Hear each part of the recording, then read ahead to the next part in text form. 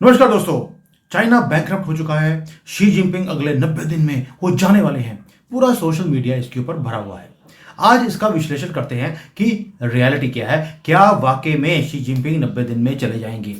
पहली बात यह है, ये दो अलग अलग चैप्टर नहीं है, दोनों सेम चैप्टर हैं। एक कि चाइना बैंकरप्ट हो चुका है, यस चाइना बैंकरप्ट हो चुका है, और दूसरा क्या शी जिनपिंग जाने वाले हैं।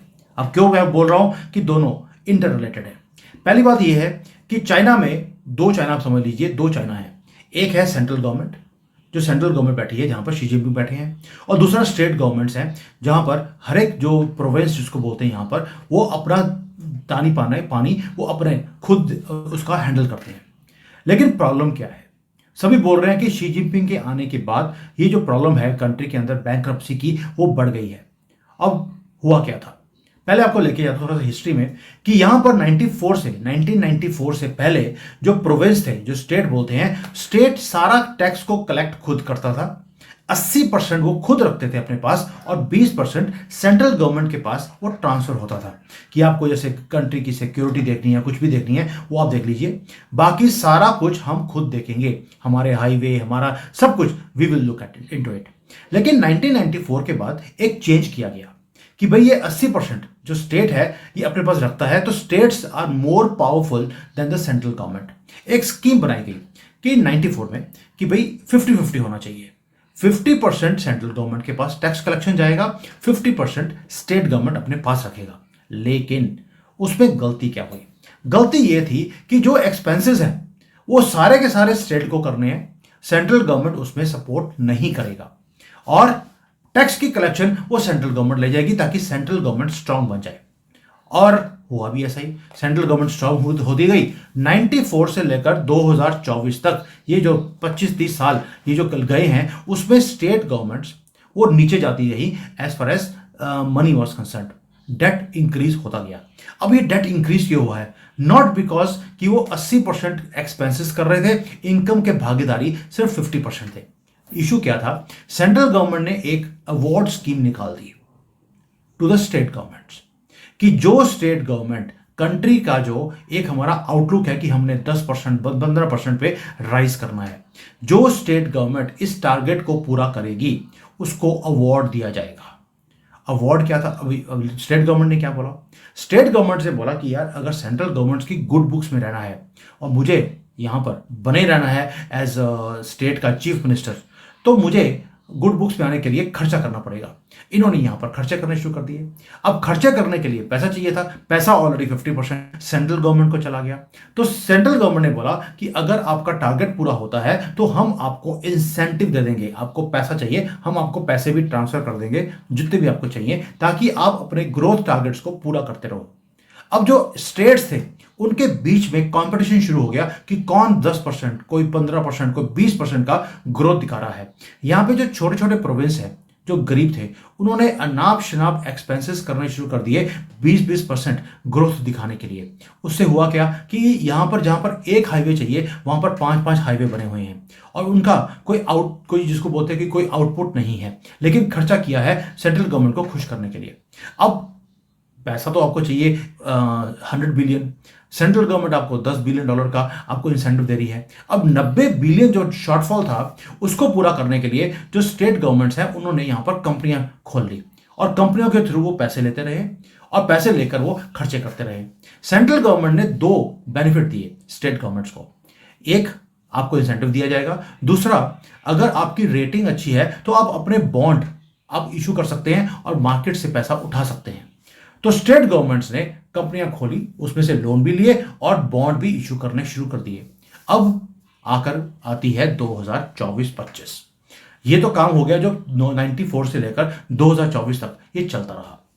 अब जो लोन था वो इतना ज्यादा हो गया है कि ये अपने लोन्स को पे नहीं कर पा रही स्टेट गवर्नमेंट्स, और जो बॉन्ड के जो पैसा है उसको भी ये वापस नहीं कर पा रहे। तो अब सेंट्रल गवर्नमेंट को बीच में आना पड़ा कि भैया तुम्हारा गंद जो है इसको साफ करने के लिए मैं तुम्हें सपोर्ट कर सकता हूं, क्योंकि अदरवाइज अगर मैंने आज पूरा सपोर्ट कर दिया तो कल तो आपको लगेगा कि खर्चा करते रहो, सेंट्रल गवर्नमेंट तो हमें बचाने आ ही जाएगी। तो सेंट्रल गवर्नमेंट ने 10 ट्रिलियन का इनको बेनिफिट दे दिया। तो बैंक्रप्सी पे आ रहा हूं कि स्टेट गवर्नमेंट्स की जो बैंक्रप्सी है उसको बचाने के लिए सेंट्रल गवर्नमेंट ने 10 ट्रिलियन का पैसा इनको दे दिया और बोल दिया बॉन्ड मार्केट को 20 साल के लिए डेफर कर दो, 20 साल के बाद देखी जाएगी। यानी कि 20 साल के बाद जो प्रेसिडेंट बनेगा देखेगा अपने आप सानू की। अब जो आवाजें उठ रही हैं कि शी जिनपिंग को बोला गया कि तुम रिजाइन करो। शी जिनपिंग ने बोला ये जो प्रॉब्लम है क्या मेरे आने के बाद बनी है या 94 से चल रही है? ये तो आपकी प्राई हुई एक पॉलिसी थी 94 में, तो आपने कर दी ताकि 2024 में आकर प्रॉब्लम आएगी अगला प्रेसिडेंट देखेगा। अब मैं भी यही काम कर रहा हूं, जो प्रॉब्लम आज आई है इसको डेफर करते हैं 20 साल के लिए, अगला जो प्रेसिडेंट आएगा वो देखता रहेगा। तो अब जो टसल है चाइना के अंदर वो है कि स्टेट गवर्नमेंट्स को बचाना है, वो इन्होंने बचा लिया। उनको 10 ट्रिलियन का पैकेज देना था, सिर्फ बुक एंट्रीज को चेंज किया और इन्होंने स्टेट गवर्नमेंट्स को बचा लिया है, उनके लोन्स को रोल ओवर कर दिया है 20 साल तक, कि 20 साल के बाद देखेंगे। बॉन्ड मार्केट का भी यही हाल है। तो स्टेट गवर्नमेंट बच गया। As far as central government is concerned, central government के पास पैसों की कमी नहीं है। 3.5 ट्रिलियन के तो फॉरेन रिजर्व्स पड़े हैं इनके पास, अभी भी हैं इनके पास, तो पैसे उनके पास है and they are going to use for what. अब ये समझने की बात है, जब जब चाइना में प्रॉब्लम आती है या तो प्रेसिडेंट को या कंट्री को, ये युद्ध में जाते हैं। 2020 में भी प्रॉब्लम आई थी तो कोविड आ गया था। कोविड भी एक युद्ध था, इनविजिबल एक वायरस जिसको छोड़ा गया, एक ऐसी गोली जो जाती तो है लेकिन वापस नहीं आती, अपना काम करके आती है। 3 साल तक पूरा दुनिया हॉस्टेज बना रहा, सारी दुनिया की फैक्ट्रियां बंद थी, घरों में लोग कैद थे। तो ये काम इन्होंने किया। अब दोबारा से देखिए, जब इन्हें लगता है कि भाई अब बचना मुश्किल है, दोबारा से कोविड इंक्रीज होना शुरू हो गया। पूरे दुनिया के अंदर हजारों केसेस, लाखों केसेस हर रोज रिपोर्ट हो रहे हैं। तो लोगों को लगता है कि यार कफ एंड कोल्ड है, नॉर्मल नहीं, एक कोविड है, please take care of that now. दूसरा, चाइना क्या करता है कि चाइना को अब सर्वाइवल के लिए 2 चीजें चाहिए। एक, युद्ध करके अपनी सुपरमेसी दिखानी है। दूसरा, इनको जमीन चाहिए। जमीन इसलिए क्योंकि इनके पास यहां पर खाने की कमी हो रही है। यहां पर जो खेती है उसकी लैंड कम हो गई है, क्योंकि इतना इंडस्ट्रियलाइजेशन किया है, इतने ज्यादा यहां पर सिटीज को डेवलप किया कि ये सारे जो साथ में गांव थे वो खा गए।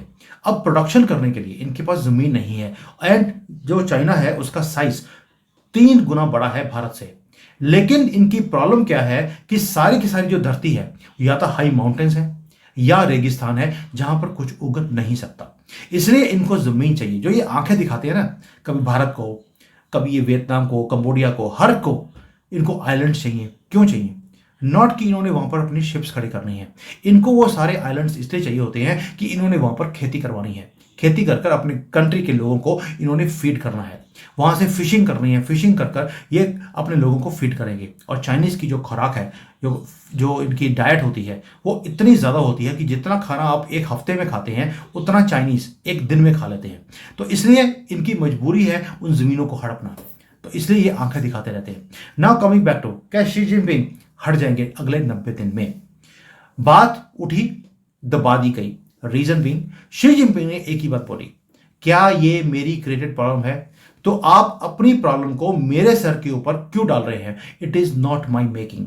आपने प्रॉब्लम को क्रिएट किया था, सॉल्व भी आप ही करेंगे। आपने पहले इसको 20 सालों के लिए डेफर किया, मैं भी अगले 20 सालों के लिए डेफर करता हूं। अगला प्रेसिडेंट आके देखेगा, और अगले प्रेसिडेंट के आने से पहले एक बड़ा युद्ध चाइना करेगा दुनिया के साथ, ताकि यह बोल दिया जाए कंट्री को, क्योंकि एक 1.4 बिलियन लोगों को इकट्ठा रखना है। उसको रखने के लिए आपको नेशनलिज्म उजागर करनी पड़ती है, जैसे पाकिस्तान करता है कि भी गजबे हिंद करेंगे, हम चाय पियेंगे दिल्ली में जाकर। उनको ऐसा एक जुर्म दे दिया जाता है कि भाई भारत खा जाएगा, तो सारे के सारे वो गधों की तरह पाकिस्तान की आर्मी के पीछे लगे रहते हैं। और जब युद्ध होता है उसमें बहुत ज़्यादा खर्चे होते हैं कंट्री के, जो पहले अनाप शनाप किए हैं वो युद्ध के नाम पर वो डाल दिए जाते हैं।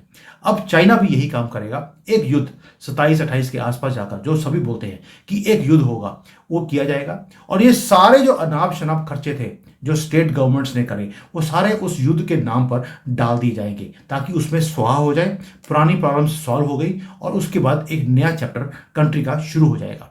This is where the country is heading towards at the moment. युद्ध शुरू हो गया है, कौन सा? कोविड का।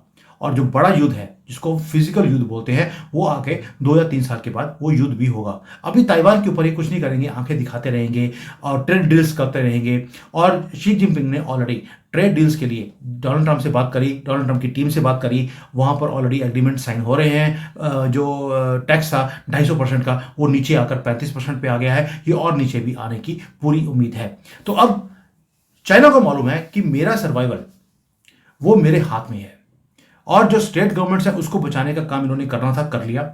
जो यहां पर कंपनियां हैं वो बंद हो रही हैं, ये मैं दोबारा बोल रहा हूं आपको, यहां पर कंपनियां बंद हो रही हैं एंड चाइना चाहता है कि कंपनियां बंद हों।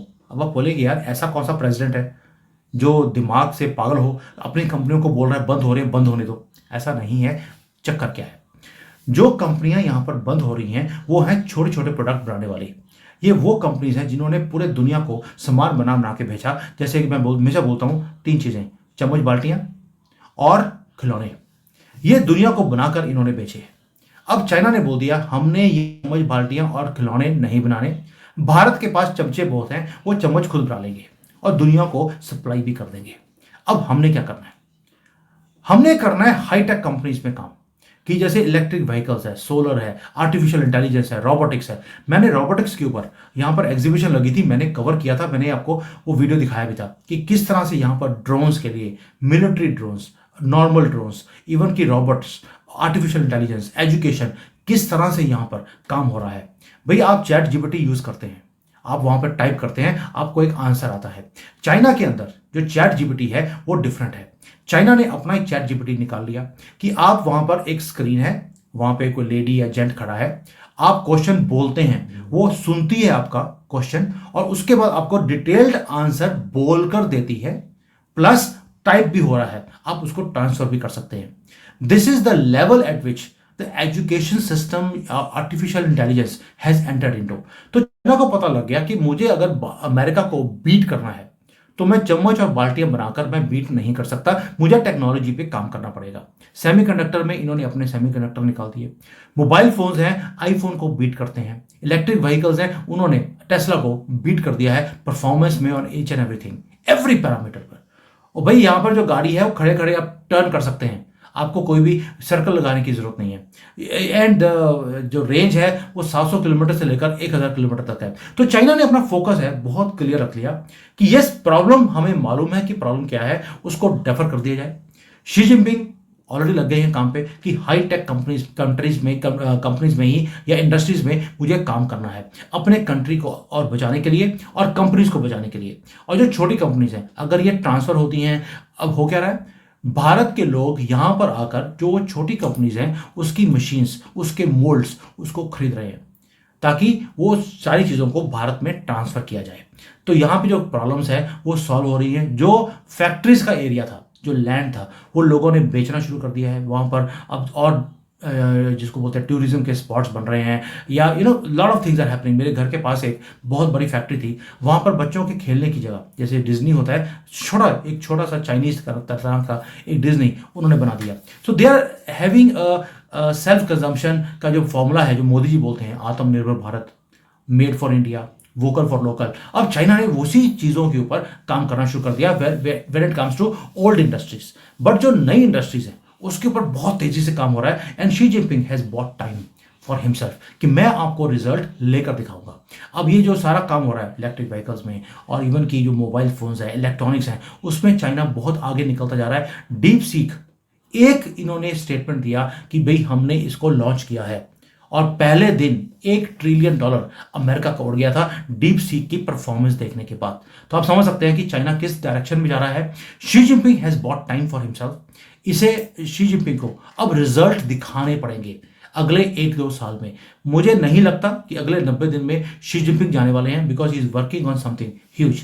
Covid is not huge, it is just जो बोलते हैं कि स्ट्रेंथ दिखाने का एक तरीका है कि अगर तुमने मुझे हिलाने की कोशिश करी तो मैं तुम्हें हिला दूंगा। उसका रीजन एक और भी है कि CIA ने ओपनली चाइना में एडवर्टाइज किया कि कोई भी आदमी जो चाइनीज है, गवर्नमेंट के लिए काम करता है, आप हमारे एजेंट बनना चाहते हैं तो please apply for the job. कभी आपने सुना है कि किसी भी रॉ ने पूरे किसी और कंट्री में जाकर बोला हो कि भाई हमें लोगों की जरूरत है स्पाई बनने की, आप प्लीज हमें ज्वाइन कीजिए। ये एक अमेरिका की तरफ से एक सिग्नल था कि अब तुम्हारे कंट्री में हम प्रॉब्लम्स को क्रिएट कर सकते हैं। तो शी जिनपिंग ने बता दिया कि अगर तुम मेरी कंट्री में प्रॉब्लम क्रिएट करने की कोशिश करोगे तो मैं कोविड दोबारा से छोड़ सकता हूं। वो एडवर्टाइजमेंट बंद हो गई है CIA के एजेंट्स को अपॉइंट करने की। तो आप समझिए जियो पॉलिटिक्स के अंदर बहुत चीजें हैं जो इंटर रिलेटेड होती हैं।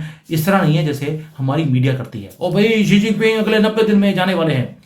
It is not that easy. और मोहम्मद यूनिस को तो हम रिमूव नहीं कर सके, मुनीर को हम मार नहीं सके, और आपको लगता है कि शी जिनपिंग को हिला देंगे आप इतनी जल्दी? इतना भी इजी नहीं है किसी बड़े प्रेसिडेंट को हिलाना। डोनाल्ड ट्रंप को मारने की कोशिश करी थी, गोली कान के पास में से निकल गई, बीच में से भी निकल सकती थी। It was just a message कि अगर तुमने हमारी लाइन से क्रॉस करने की कोशिश करी तो जो गोली आज कान के पास में से निकली है अगली बारी सर के बीच में से निकलेगी। ये मैसेजिंग होती है। तो Xi Jinping understand the messaging and he is answering in his own way. मैं इसलिए अब कई यहाँ पे बुद्धिजीवी आएंगे, ओ जी तुसी तो बैठे हो चाइना में, आप बोल नहीं सकते चाइना के बिना के खिलाफ, इसलिए आप ये वीडियो बना रहे हो। मैंने कभी भी पॉलिटिकल करेक्ट होने की कभी कोशिश नहीं करी है, और सुमिचन उस कैटेगरी को बिलोंग ही नहीं करता जो कुछ पैसे लेकर वो अपने नैरेटिव को चेंज कर दे। जो जैसा है मैं वैसा ही प्रेजेंट करता हूं आपके सामने। तो these are the facts which I just wanted to share with you, because सच्चाई जानना ये हमारा अधिकार भी है और हमें पता भी होना चाहिए। This is the ground reality which is happening in China. Country is not bankrupt, the states are bankrupt. Central government के पास पैसे हैं और वो खर्चा कर भी रहे हैं। As far as Xi Jinping, he has bought time, but अगर इन्होंने रिजल्ट ना दिखा पाए then he might be remove, लेकिन दिल्ली दूर है। जब होगी तो then I will make a video also कि yes Xi Jinping is going in the next 90 days। अभी कुछ नहीं हो रहा। This is my own analysis of the whole situation. बाकी जैसे होगा I let you know. Thank you. जय हिंद, वंदे मातरम।